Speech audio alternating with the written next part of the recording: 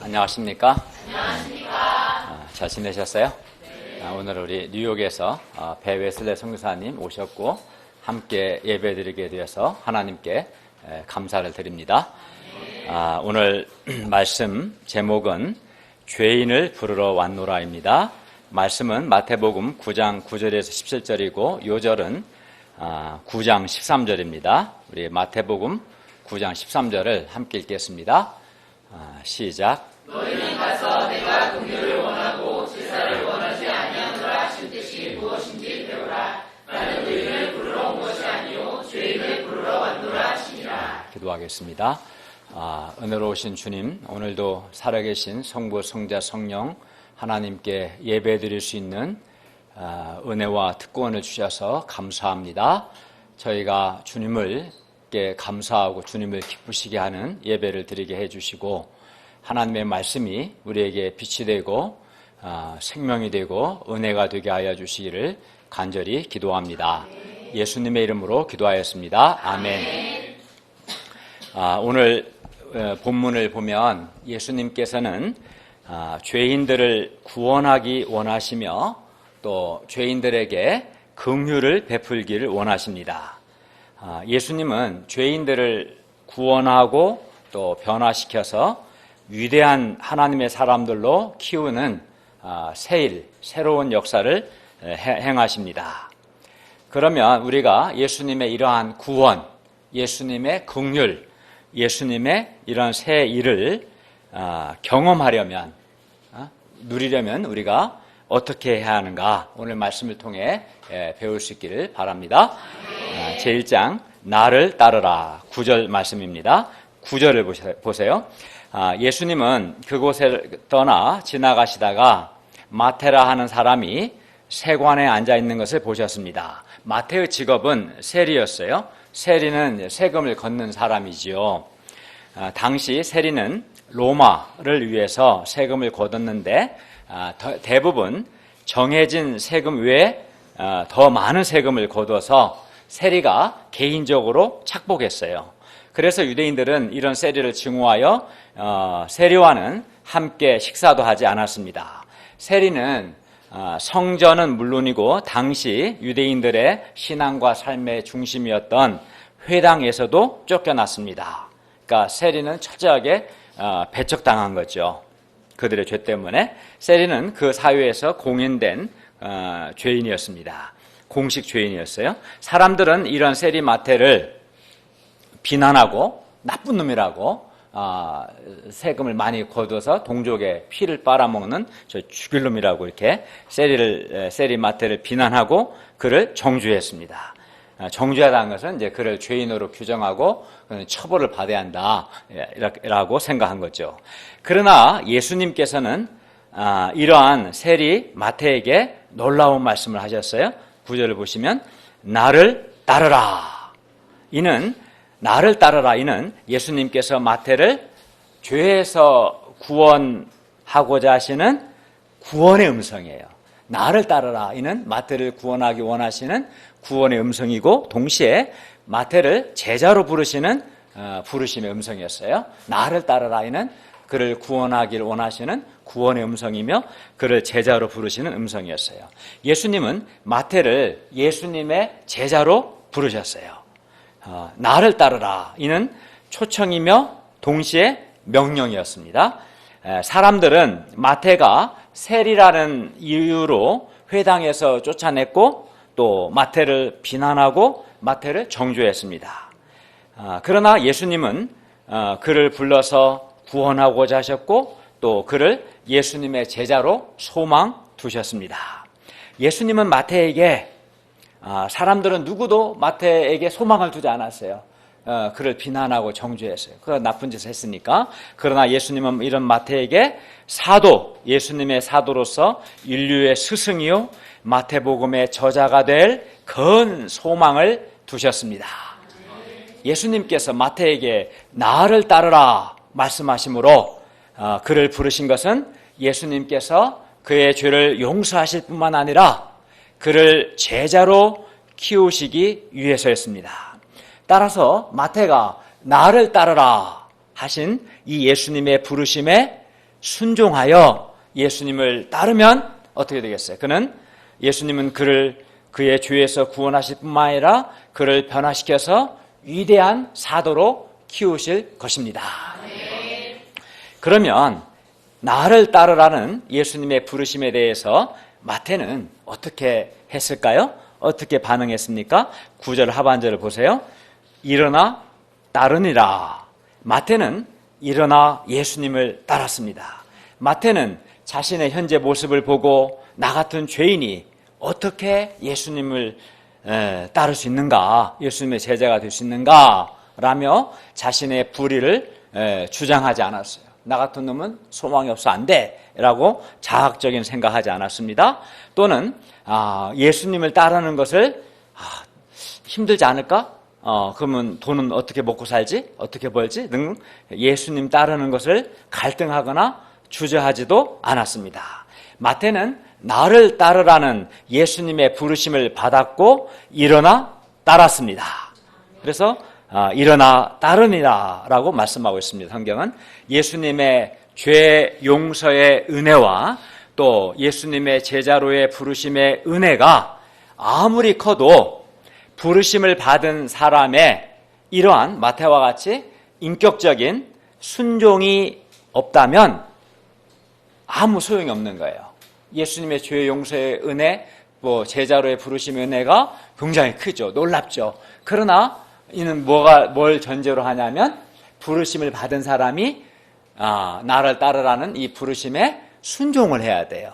순종하지 않는다면 그 크고 놀라운 죄 용서의 은혜는 나와 아무 관계가 없고 또 제자로의 부르심의 은혜도 아무 소용이 없습니다. 따라서 나를 따르라는 예수님의 부르심에 인격적으로 개인적으로 순종하는 것이 매우 중요합니다. 예수님의 부르심에 개인적으로 순종을 해야 순종한 그 사람에게 예수님의 죄 용서의 능력, 또 그를 변화시켜 위대한 제자가 되게 하는 예수님의 능력이 나타납니다. 실제로 마태가 예수님을 따랐을 때 예수님은 그의 모든 죄를 다 용서해 주시고 또 그를 변화시켜서 예수님을 닮은 위대한 사도가 되게 하셨습니다. 마태가 예수님을 따랐을 때 예수님은 그를 하나님의 빛과 하나님의 생명과 하나님의 은혜의 세계로 인도해 주셨습니다. 그러므로 우리도 나를 따르라는 이 예수님의 죄 사함과 또 제자로의 부르심에 순종할 수 있기를 기도합니다. 많은 사람이 나를 따르라는 주님의 초청을 받아요. 그러나 안타깝게도 개인적으로 이 부르심에, 나를 따르라는 이 예수님의 부르심에 순종을 하지 않아요. 그래서 너무나 안타까운 것은 그 사람에게 예수님의 죄 용서의 놀라운 은혜가 전혀 이루어지지 않아요. 또 그를 변화시켜 위대한 사도로 키우시는 예수님의 능력이 그 사람에게 전혀 나타나지 않아요. 그것은 그가 개인적으로 나를 따르라는 부르심에 순종하지 않기 때문입니다. 그러나 우리는 나를 따르라는 예수님의 부르심에 순종할 수 있기를 바랍니다. 제2장 죄로 병든 자임을 인정하고 회개하라. 10절에서 13절 말씀입니다. 10절 11절을 보십시오. 예수님께서 마태의 집에서 앉아 음식 잡수실 때에 많은 세리와 죄인들이 와서 예수님과 또 그 제자들과 함께 앉았습니다. 마태는 예수님께서 자신을 불러 그의 모든 죄를 용서해 주시고 또 그를 제자로 부르신 예수님의 은혜에 너무나 감사해서 예수님과 예수님의 제자들을 위해서 잔치를 베풀었어요. 그리하여 그곳에 마태의 그 죄 용서받은 은혜와 그 은혜에 대한 감사, 감격, 기쁨이 가득했어요. 그런데 당시 경건한 사람들은 결코 세리나 죄인들과 함께 식사 교제를 하지 않았습니다. 그러나 예수님은 공인된 죄인이라 할 수 있는 이런 세리와 죄인들을 영접해 주시고 그들과 함께 식사 교제를 하셨어요. 그래서 바리새인들은 이 예수님을 보고 못마땅했습니다. 왜냐하면 자기들은 죄인들, 세리들과는 함께하지 않았는데 예수님은 그들을 영접해 주시고 그들과 함께 식사도 하시니까 못마땅했던 거죠. 그래서 예수님의 제자들에게 말합니다. 11절을 보세요. 어찌하여 너희 선생은 이 세리와 죄인들과 함께 잡수시냐? 라고 따졌습니다. 예수님께서 바리새인들의 말을 들으시고 말씀합니다. 12절을 보십시오. 우리 12절 한번 읽어볼까요? 건강한, 거기서부터 읽겠습니다. 시작. 건강한 자에게는 의사가 쓸데없고 병든 자에게야 쓸데있느니라. 건강한 사람에게는 의사가 필요 없습니다. 병든 사람에게 의사가 필요하지요.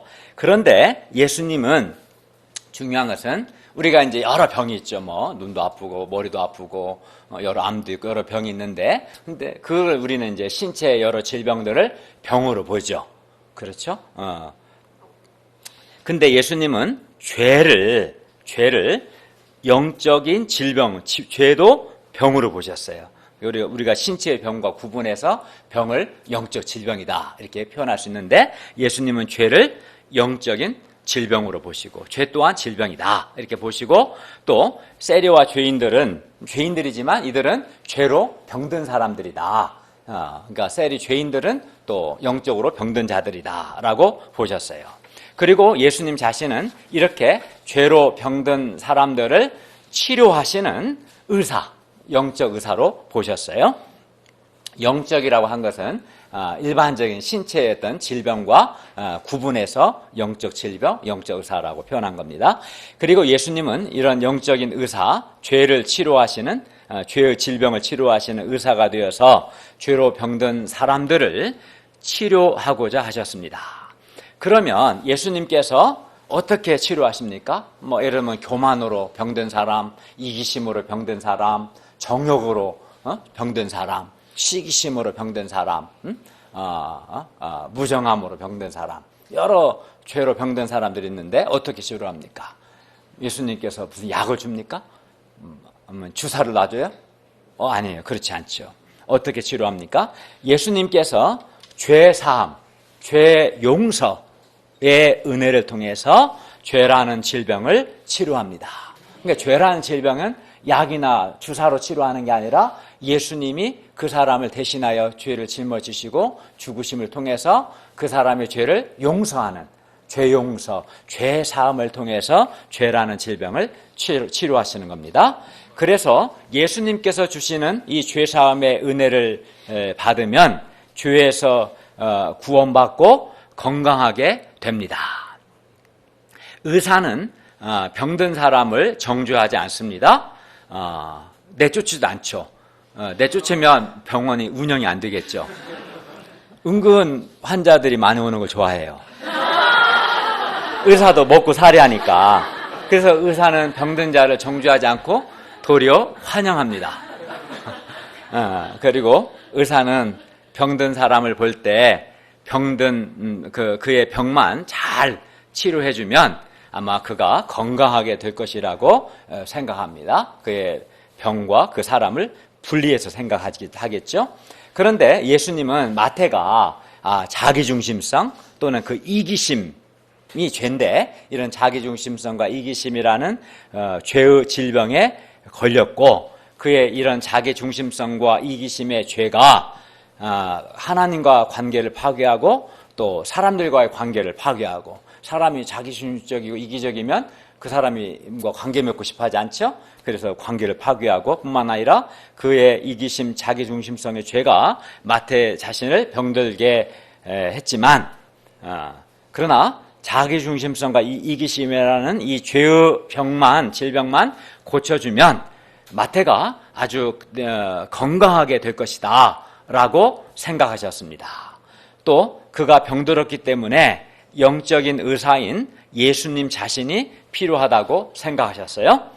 반면 이게 예수님의 생각이에요. 그러니까 마태를 죄로 병든 자로 보시고 그의 죄의 병만 잘 치료해 주시면 그가 건강하게 될 것이라고 보신 거죠. 반면 바리새인들은 자신들은 세리나 죄인들과는 달리 그들은 이제 죄인들이지만 바리새인들은 자신들은 의인이다, 나는 건강하다라고 생각했어요. 그렇기 때문에 나는 의인이고 건강하기 때문에 나는 의사가 필요 없다, 나는 영적 의사 예수님 필요하지 않다라고 바리새인들은 자기를 생각했어요. 그리고 마태 같은 이 셀이나 죄인들을 비난하고 정죄했습니다. 예수님은 이러한 바리새인들에게 계속해서 말씀합니다. 13절을 함께 읽을까요? 13절입니다. 시작. 너희는 가서 내가 긍휼을 원하고 제사를 원하지 아니하노라 하신 뜻이 무엇인지 배우라. 나는 너희를 부르러 온 것이 아니요 죄인을 부르러 왔노라 하시니라. 예, 내가 긍휼을 원하고 제사를 원하지 아니하노라. 이 말씀은 예수님께서 호세아 6장 6절 나는 인애를 원하고 제사를 원하지 아니하며 번제보다 하나님 아는 것을 원하노라 말씀을 인용한 말씀입니다. 하나님은 제사 자체를 거부하신 것이 아니라 그러니까 하나님의 인애, 하나님의 긍휼이 없는 그런 형식적인 제사를 거부한 겁니다. 그러니까 바리새인들은 매 안식일마다 또 매 절개마다 하나님께 제사 드렸습니다. 그러나 그들의 제사는 형식적이었고 죄인들에 대한 긍휼, 인애가 없었습니다. 그러나 예수님은 사람이 하나님께 형식적인 제사를 많이 드리기보다는 죄인들, 병든 자들을 긍휼히 여기기를 원하셨습니다. 그리고 누구보다도 예수님 자신이 세리와 죄인들을 긍휼히 여기셨습니다. 그러면 긍휼이란 뭡니까? 긍휼이란 무엇입니까? 예수님께서 바리새인들에게 내가 긍휼을 원하고 제사를 원하지 아니하노라 하신 뜻이 무엇인지 배우라 말씀하셨죠? 우리가 지금 생각해 봐야겠죠? 긍휼이 뭡니까? 그러니까 죄로 병든 사람을 비난하거나 정죄하지 않고 죄로 병든 사람을 건강하게 해주는 것이 긍휼입니다. 그러니까 예수님은 세리를 포함해서 죄인들을 긍휼히 여기시고 그들을 정죄하기보다도 그들을 병든 자로 보시고, 그죠? 또 그들의 죄를 용서해 주심으로 그들을 영적으로 건강하게 해 주셨습니다. 뿐만 아니라 예수님의 제자로 소망을 두시고 키우셨습니다. 그리고 이렇게 하는 것이 바로 긍휼인 거죠. 그러니까 죄로 병든 사람을 비난하기보다 죄 용서를 통해서 죄 용서를 해주고 그가 변화되도록 그를 돕고 키우는 것, 이게 긍휼입니다. 그리하여 예수님의 긍휼이 이기심의 죄로 죽어가는 세리 마태를 다시 살렸습니다. 예수님의 이런 긍휼이 죄로 깊이 자기 중심성과 이기심이라는 죄로 깊이 병든 마태를 살렸을 뿐만 아니라 그를 변화시켜서 위대한 사도가 되게 했습니다. 그래서 긍휼이 있는 곳에 생명이 살아나는 그런 역사가 일어납니다.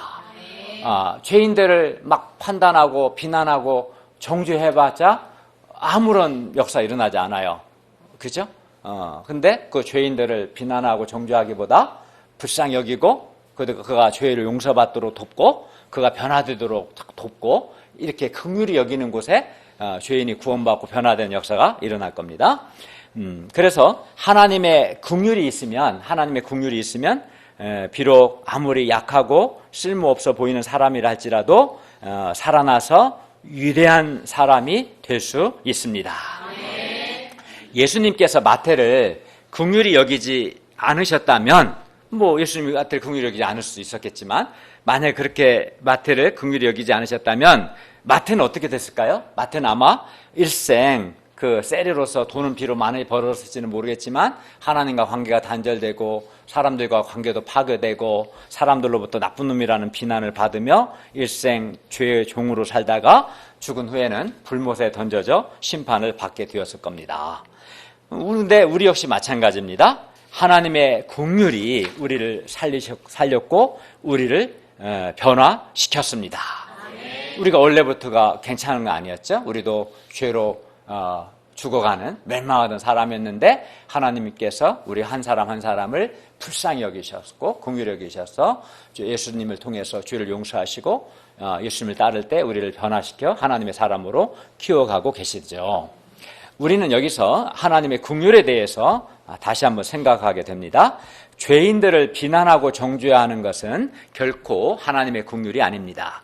그런데 성경이 말씀하시는 하나님의 긍휼은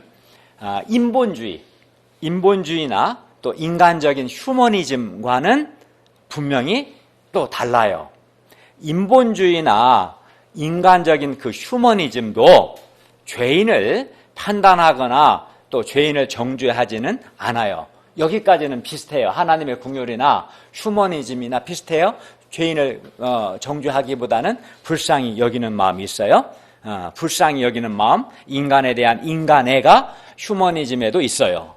그러나 인본주의나 인간적인 휴머니즘은 죄라는 영적 질병을 치료함으로 죄로 병든 사람을 건강하게 하지는 못합니다. 그게 이제 휴머니즘의 한계예요. 죄의 질병을 치료하지 못하고 죄인을 구원하지 못합니다. 그러니까 판단하지 않고 정죄하지 않고 불쌍히 여기는까지 하지만 그렇다고 해서 그 사람이 죄를 용서받고 구원받도록 돕지는 못하죠. 그게 휴머니즘의 한계입니다. 그러니까 죄를 용서받지 못하기 때문에 그 안에 하나님의 은혜, 생명, 변화 역사도 일어나지 않겠죠. 여기에는 물론 그래서 이런 인본주의, 휴머니즘에는 죄인의 그래서 회개도 없고 또 회개가 없기 때문에 죄 용서도 없고 또 그 결과 죄인의 변화도 없습니다. 이것이 인본주의, 그러니까 하나님이 없는, 즉 하나님의 긍휼이 아닌 인본주의, 인간적인 휴머니즘의 한계입니다. 그러니까 불쌍히 여기는 마음은 있지만 죄인의 죄 용서, 구원, 회개, 또 죄인의 변화, 하나님의 은혜, 생명, 이건 없어요. 이게 이제 하나님의 긍휼과 다른 인본주의, 휴머니즘의 한계다라고 할 수 있습니다. 반면 예수님의 긍휼, 하나님의 긍휼은 죄를 영적 질병으로 보고 죄인은 죄로 병든 자로 보고 이 사람이 죄로 병들었다, 병든 자로 보고 죄인이 회개하고 예수님의 죄사함을 받아서 내면이 밝고 건강하게 해줍니다. 그러니까 하나님의 긍휼은 죄인을 용서하고 그의 속사람 내면이 변화되도록 돕습니다. 뿐만 아니라 죄인이 변화되고 또 그가 성장해서 그의 사랑의 사람으로, 거룩한 사람으로, 순결한 사람으로, 온유한 사람으로, 희생적인 사람으로 이렇게 변화되고 성장하도록 해서 그가 하나님께 귀하게 쓰임받게 합니다. 이게 이제 이게 성경이 말씀하는 하나님의 긍휼, 예수님의 긍휼입니다. 그래서 인본주의, 휴머니즘과 하나님의 긍휼은 다릅니다. 그렇기 때문에 하나님의 긍휼로 죄를 용서받고 변화된 사람, 곧 하나님의 긍휼을 경험한 사람은 하나님의 긍휼이 나를 구원했고 저를 변화시켰습니다 라고 하나님의 긍휼을 감사하고 찬양합니다. 우리는 마태를 통해서 이제 하나님의 긍휼에 대해서 배웠습니다. 죄로 병든 사람을 건강하게 하는 것이, 죄 용서를 받고 그가 건강하게 하는 것이 긍휼입니다. 죄로 병든 사람이 예수님의 죄 사함받고 죄 용서받고 그것으로 끝나지 않고 예수님을 따르는 제자가 되어서 변화되고 성장하고 하나님께 귀하게 쓰임받도록 하는 것, 이것이 하나님의 긍휼입니다. 그런데 감사한 것은 여기 우리 가운데 이런 하나님의 긍휼의 역사가 아주 풍성하다는 겁니다. 하나님의 긍휼이 우리를 과거 죄에서 구원해서 우리를 영적으로 건강하게 했습니다. 하나님의 긍휼이 우리를 변화시켜서 우리를 캠퍼스 학생들을 돕는 캠퍼스 목자가 되게 했습니다. 하나님의 긍휼이 아니었다면, 마태에게 임한 이런 하나님의 긍휼이 아니었다면 우리가 어떻게 죄에서 구원받고 변화되어 이렇게 하나님께 쓰임받는 삶을 살 수 있었겠습니까? 하나님의 긍휼을 감사하고 또 감사하며 찬양하고 또 찬양합니다. 그런데 우리는 이런 하나님의 긍휼로 이렇게 구원도 받고 변화됐는데, 그러나 또 우리는 죄인들을 볼 때 죄인을 부담스러워하는 마음이 있어요, 없어요? 있죠. 왜 부담스러워요? 그 죄인이, 그 사람의 죄가 나를 괴롭히거든요. 나에게 피해를 주고 상처를 주고 어떤 사람이 교만이 나에게 아픔을 줘요. 어떤 사람의 그 무례함이 나에게 기분 나쁘게 만들고, 어떤 사람의 이기심이 나에게 피해를 주고, 그래서 우리는 그 죄인들을 보면 부담스러워하고 정죄하고 죄인에 대해서 소망을 두지 않을 때가 있습니다. 그런데 이렇게 죄인이 부담스러운 것이 물론 사실이에요. 특히 다른 사람의 죄가 나에게 피해와 상처, 아픔, 고통을 주면 그 죄인이 더욱 부담스럽고 할 수만 있으면 피하고 싶어요. 잘못 걸렸다 또 무슨 피해를 받을지 겁나니까. 그러나 우리는 예수님과 같이 죄인을 어떻게 봐야 돼요? 이 사람이 죄로 병든 사람이다. 죄로 병든 사람으로 봐야 합니다. 그리고 이 사람이 죄의 질병만 그가 예수님을 통해서 고침을 받으면 그가 영적으로 아주 건강하게 될 것을 믿어야 합니다. 이게 이제 예수님의 시각이죠. 그러니까 바리새인들은 저놈 죄인 나쁜 놈 비난하고 정죄했지만 예수님은 비난하고 정죄하기보다 이 사람이 죄로 병들었고 죄의 질병만 잘 고쳐주면 건강하게 될 거야 이렇게 보셨죠. 그런 예수님의 시각으로 봐야 하는 거죠. 그리고 그가 그 죄인이 죄를 회개하고 이게 중요해요. 그 사람이 이게 불쌍히 여기기만 하고 끝나면은 그는 휴머니즘, 인본주의와 다를 바가 하나도 없어요. 중요한 건 여기서부터 달라지는 거예요. 그리고 그 죄인이 자신의 죄를 깨닫고 자기 죄를 회개하고 예수님의 죄 용서, 예수님의 죄 사함을 받도록 그리하여 죄 용서를 받고 그가 변화되고 성장해서 하나님께 쓰임받는 사람이 되도록 도와야 합니다. 이것이 하나님의 긍휼입니다. 여기에는 많은 인내와 사랑의 수고가 요구됩니다. 죄인 한 사람을 감당하는 것은 대단한 스트레스가 요구되고 힘들어요. 그러나 이것이 하나님의 긍휼입니다. 우리가 죄인을 비난하고 정죄하는 것 역시 옳지 않지만 죄라는 영적 질병을 터치하지 않고 그냥 내버려 두는 것 역시 옳지 않습니다. 이거는 하나님이 없는 인본주의, 인간적인 휴머니즘에 불과한 겁니다. 죄인을 인간적으로 영접해 주기만 하는 것은 결코 하나님의 긍휼이 아닙니다. 이것은 인본주의입니다. 우리는 죄로 병든 자가 계속해서 죄로 병든 상태로 살게 해서는 안 됩니다. 그냥 놔두면은 그 죄의 병이 그 사람 자신을 파괴하고 사람과의 관계를 파괴하고 다른 사람에게 상처 주고 아픔 주고 고통 주는 삶을 살 겁니다. 내버려 두면. 죄를 타치하지 않으면.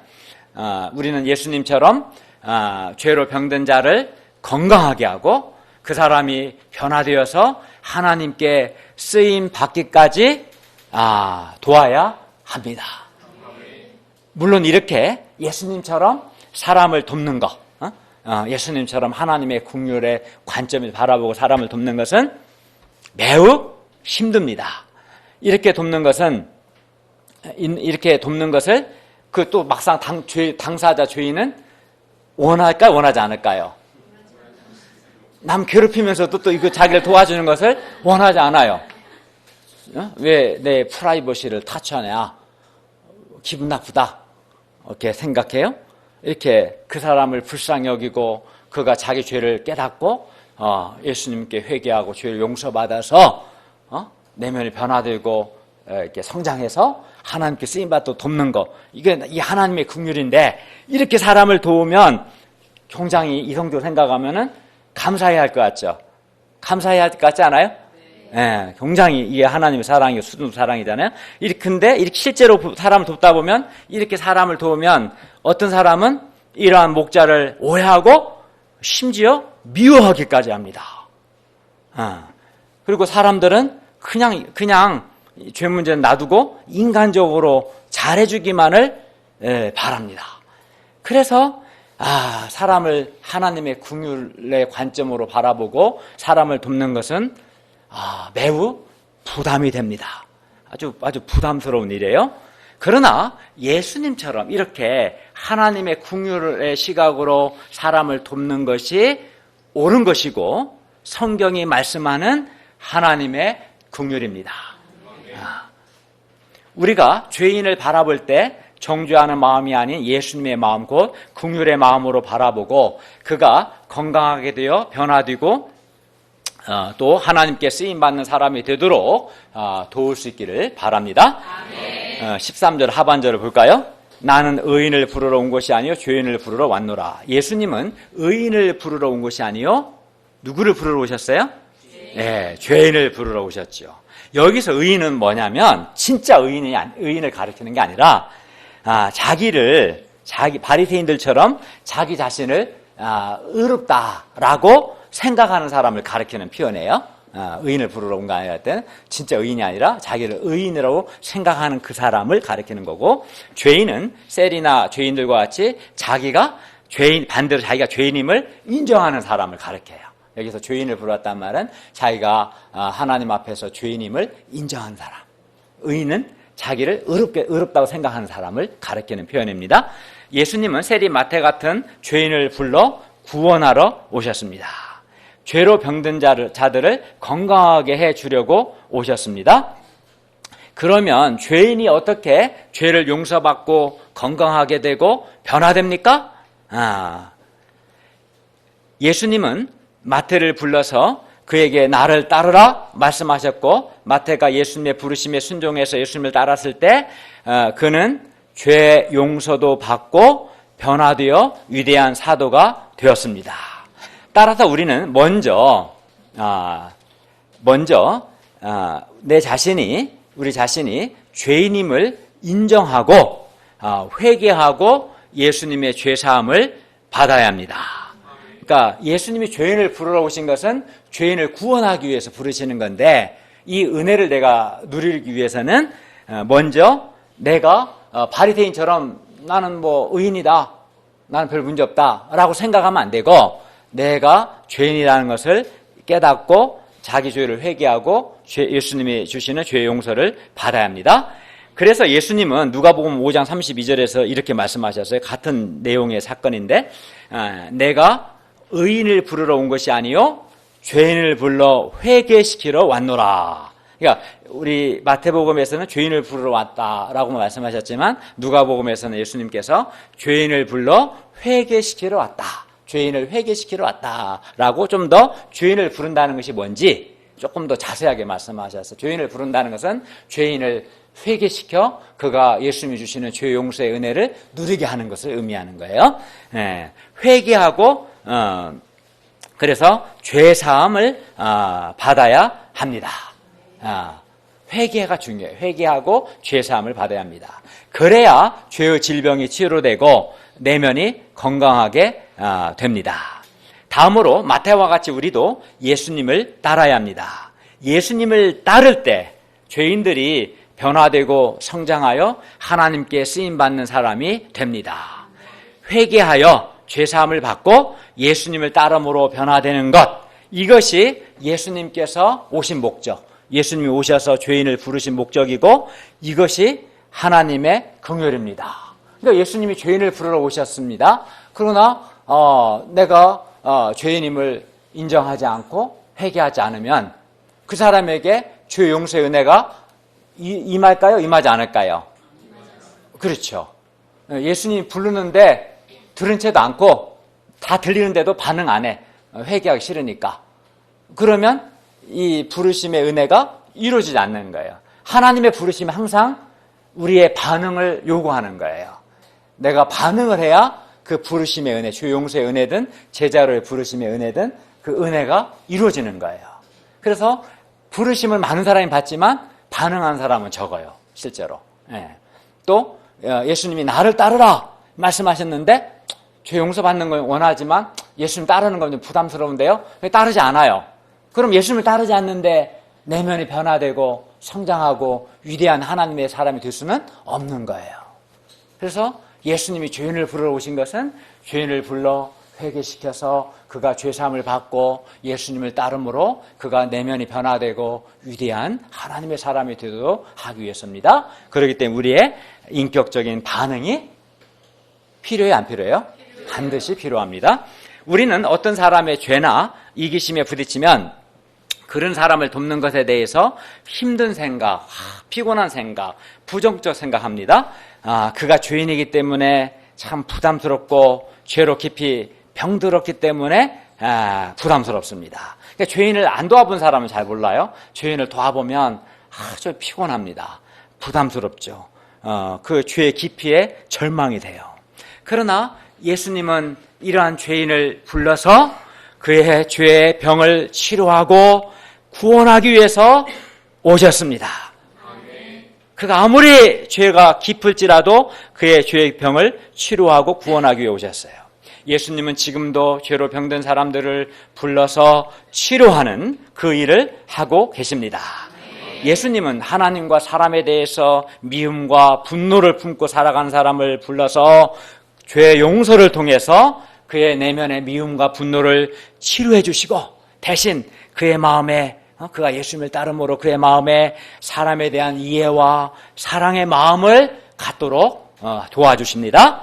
또 자기 성실과 의지로 율법적이고 피곤한 삶을 살아가는 사람을 불러서 그가 믿음과 하나님을 믿는 믿음과 하나님의 도우심, 하나님의 은혜로 인생을 살아가도록 도와주셔요. 또 비교의식과 경쟁심 때문에 자기보다 훌륭한 사람은 도무지 아무도 사랑할 수 없었던 사람을 불러서 그에게 죄용서를 통해서 그의 경쟁심을 치료하시고 그의 마음의 자존감과 다른 사람에 대한 사랑을 갖도록 도와주십니다. 또 다른 사람을 시기하는 사람을 불러서 그의 마음을 치료하사 축복하는 마음을 주십니다. 또 하나님과 사람에 대해서 불신하고 부정적이 되어버린 사람을 불러 그의 불신과 부정적인 생각도 치료하십니다. 그리고 그가 하나님의 선하심을 믿고 믿음의 눈으로 긍정적으로 하나님과 사람을 바라보도록 도우십니다. 또 예수님은 죄인을 불러 회개시켜 구원하신 예수님은 정욕으로 깊이 병든 사람을 불러서 그를 죄 용서를 통해 구원하시고 그가 순결한 하나님의 사람이 되도록 도와주십니다. 예수님은 이렇게 죄로 병든 자들의 영적 의사가 되셔서 죄인들을 불러 구원하십니다. 죄인을 부르러 오신 것이죠. 죄인을 치료하는 영적 의사로 오신 거예요. 따라서 중요한 것은 우리가 할 일은 내가 어떤 죄로 병들었는가 하나님의 말씀과 성령님의 조명을 통해서 일단은 깨달아야 돼요. 내가 자기중심적으로 자기중심성 이기심으로 깊이 병들었구나. 내가 교만이 아주 하늘을 찌르는구나. 깨달아야 돼요. 내가 감사치 않은 죄가 있구나. 그 많은 은혜와 섬김을 받고도 참 배은망덕한 죄인이구나. 내가 내면이 거칠고 혈기가 많은 죄인이구나. 내가 이기심이 많은 죄인이구나. 이렇게 내가 어떤 죄로 병들었는가. 근데 죄로 병들지 않은 사람은 아무도 없어요. 다 있어요. 몇 가지씩은 다 있어요. 내가 어떤 죄로 병들었는가를 하나님의 말씀과 성령님의 도우심을 통해서 깨닫고 다음에 겸손히 예수님께 나아가서 뭐 해야 돼요? 회개하고 죄 용서를 받아야 합니다. 그래야 죄인을 부르러 오신 예수님의 구원, 하나님의 긍휼이 나에게 임합니다.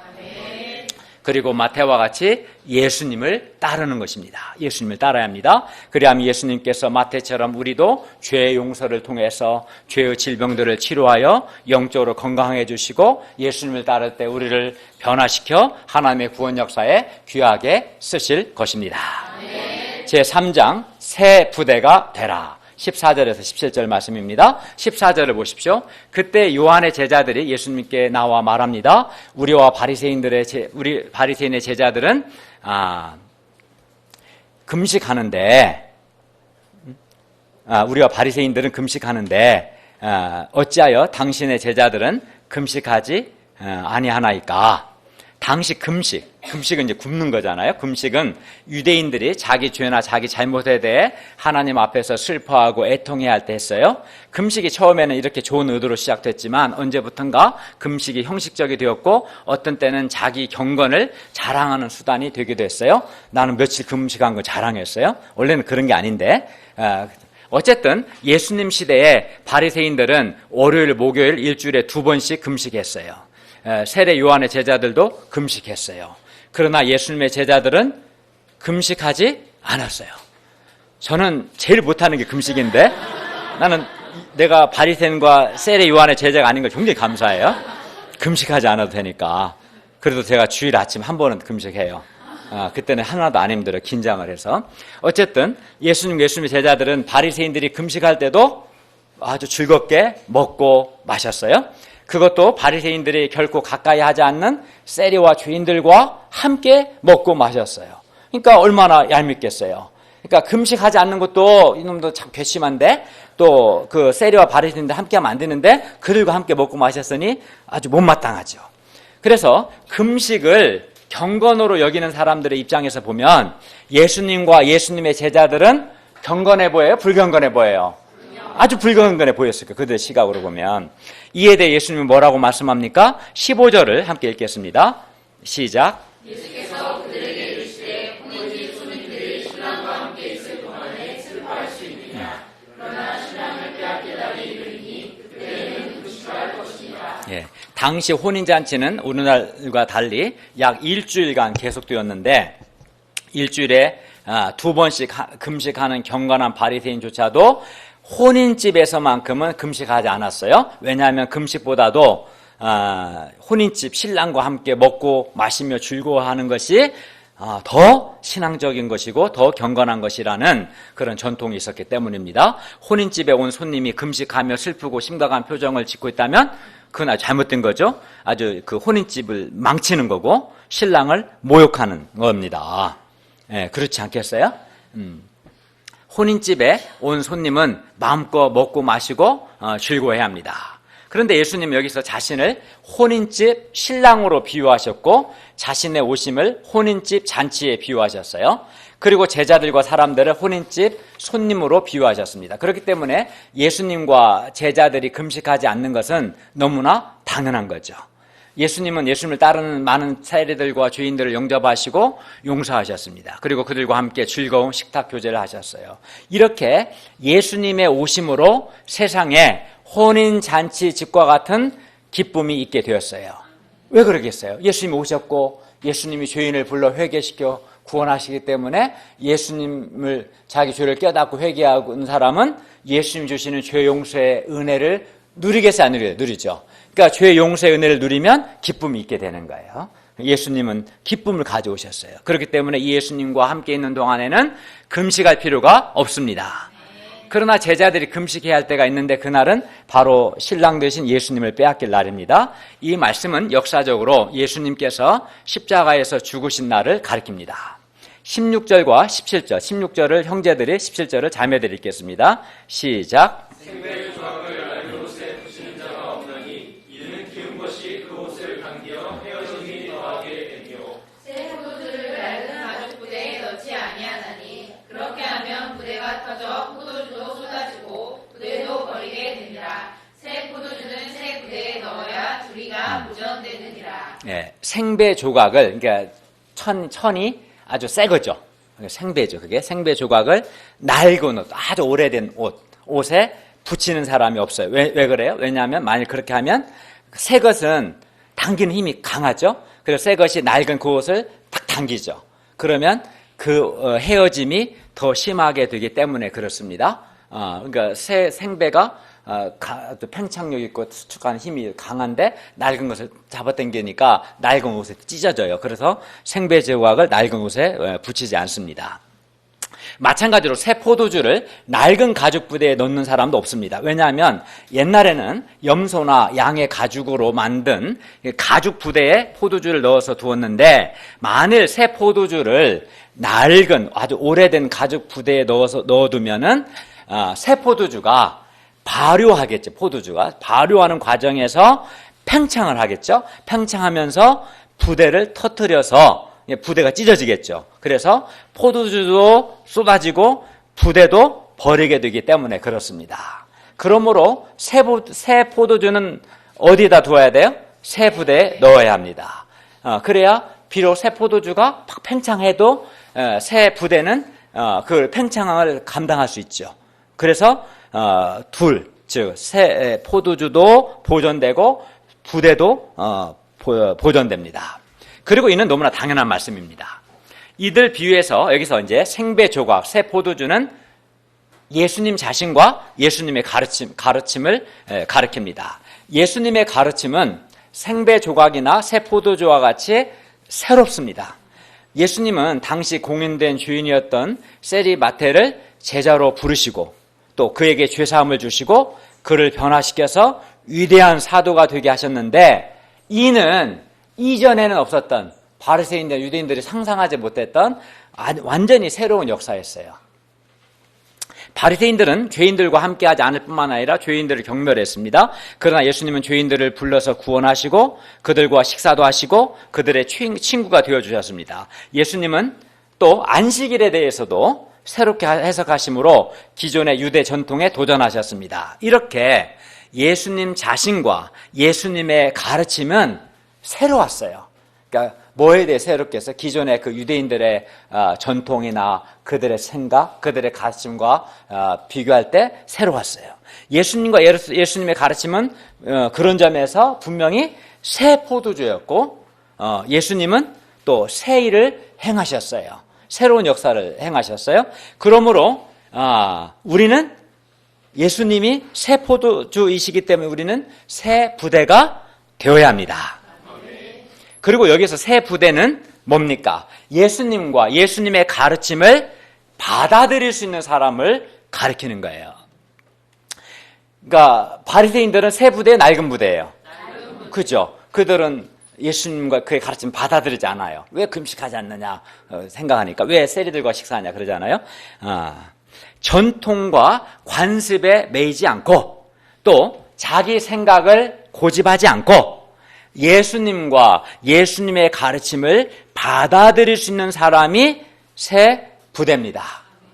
그러니까 전통, 기존의 나의 생각과 예수님의 말씀이 서로 이렇게 충돌할 때 나의 생각과 기존의 그 전통 이런 것들을, 관습들을 고집하지 않고 예수님과 예수님의 가르침을 받아들일 수 있는 사람의 새 부대입니다. 우리는 우리의 고정된 생각이나 어떤 선입견 또는 어떤 틀을 가지고 예수님과 예수님의 말씀을 배척하려고 하지 않아야 합니다. 자기 생각을 고집하고 예수님과 그의 가르침, 예수님이 행하시는 일들을 받아들이지 않고 배척하는 사람은 새 부대예요? 낡은 가죽 부대예요? 예. 그런 사람은 새 포도주를 담아낼 수가 없겠죠. 예. 강한 자기 생각으로 굳어진 사람, 자기 생각이 강한 사람이 좀 문제인데, 자기 생각으로 굳어진 사람, 또 자기 생각과 자기가 경험한 것만을 고집하는 그런 교만한 사람은 낡은 부대입니다. 예수님의 말씀보다도 전통이나 사람들의 가르침을 더 붙드는 사람 또한 낡은 부대입니다. 오늘 본문에서는 세리와 죄인들에 대한 바리새인의 생각과 예수님의 생각이 서로 충돌했어요. 바리새인들은 세리와 죄인들을 배척해야 하고 그들과 함께 식사 교제도 하면 안 된다고 생각했고, 예수님은 그들을 죄로 병든 사람으로 보셨고 그들을 불러 구원하고자 하셨고, 생각이 서로 달랐죠. 충돌했습니다. 또 금식에 대해서도 요한의 제자들과 예수님의 생각이 충돌했어요. 요한의 제자들은 일주일에 2번 금식해야 경건한 거라고 했고, 예수님은 금식할 필요가 없다, 오히려 예수님과 함께 즐거워하라 말씀하시죠. 그래서 서로 충돌했어요.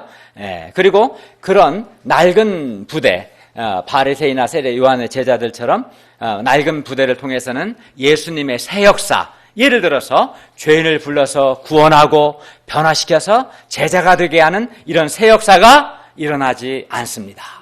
낡은 부대를 통해서는 또한 죄 용서의 역사뿐만 아니라 믿음의 새 역사가 일어나지 않습니다.